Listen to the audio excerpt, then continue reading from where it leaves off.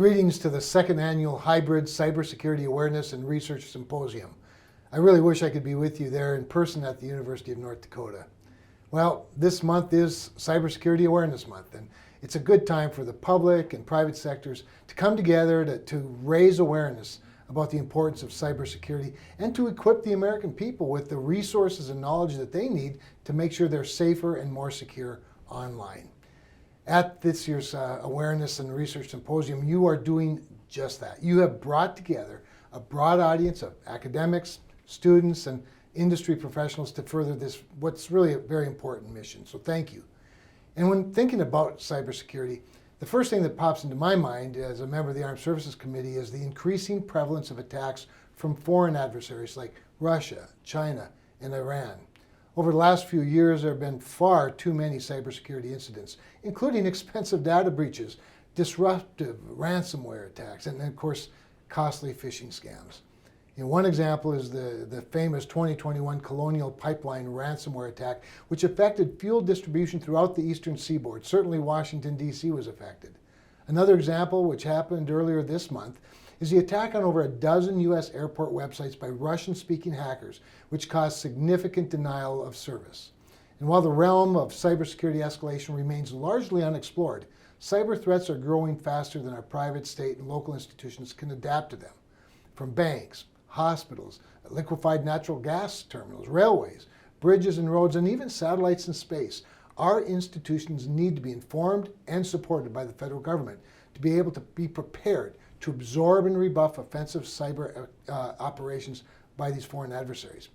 Over the last year, I've worked with my Senate colleagues on several bipartisan cybersecurity efforts. It really is a bipartisan effort.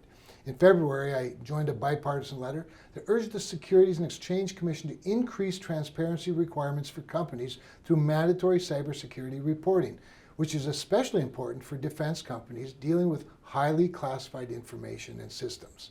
In March, I joined another bipartisan letter urging Defense Secretary Lloyd Austin and Homeland Security Secretary Alejandro Mayorkas to provide resources for private and public institutions to defend against cyber attacks.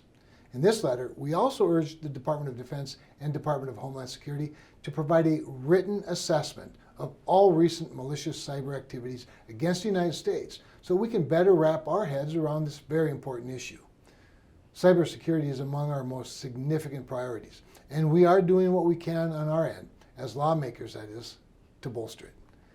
During this symposium, you will gain an understanding of emerging concepts in artificial intelligence, driven threat intelligence, data science for cybersecurity, advanced persistent threats, and of course, open source intelligence. It's a great way to stay informed about the current cyber threat landscape.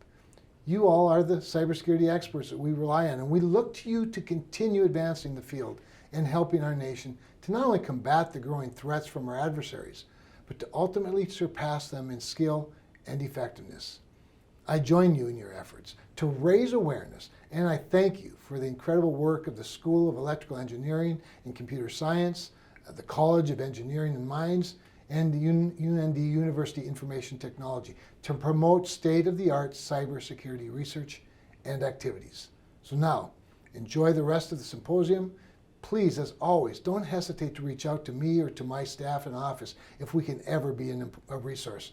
And more importantly, we can learn from you. Have a great symposium. God bless you.